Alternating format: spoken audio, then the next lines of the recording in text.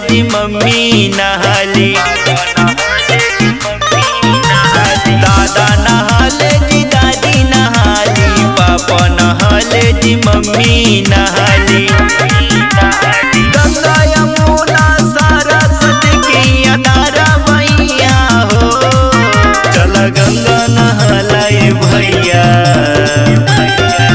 चल गंगा नहलाए भैया, जिंदगी महान हो जाए।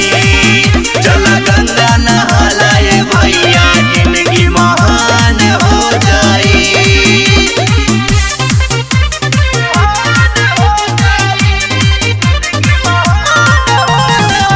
म्यूजिक बाय आर्या आकाश। देशवा विदेशवा से आवे नर नारी, गंगा नहा के करे पूजा आरती। देशवा विदेशवा से आवे नर नारी, गंगा नहा के करे पूजा आरती। गंगा किनारे आके रोज डुबकी लगावे ले, चल गंगा नहलाए भैया, चल गंगा नहलाए भैया, जिंदगी महान हो जाए। चल गंगा नहलाए भैया, जिंदगी महान हो जाए।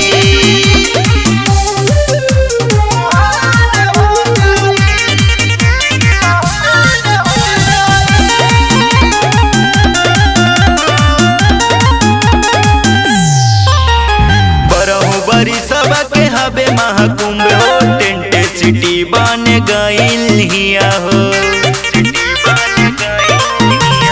बरहु बरी सबके हबे महाकुंभ हो, टेंट सिटी बन गइल हिया हो।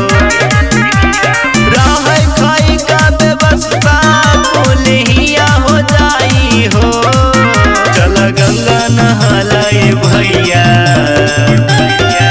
चल गंगा नहलाए भैया, जिंदगी महान हो जाए।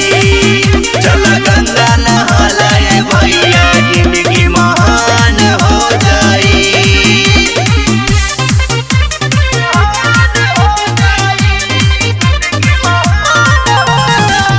म्यूजिक बाय आर्या आकाश।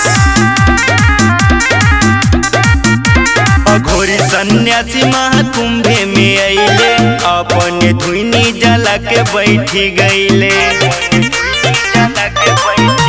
अघोरी सन्यासी महाकुंभे में अइले, अपने धुनी जला के बैठी गइले। कहे कमलवा बतिया कुछ झूठ न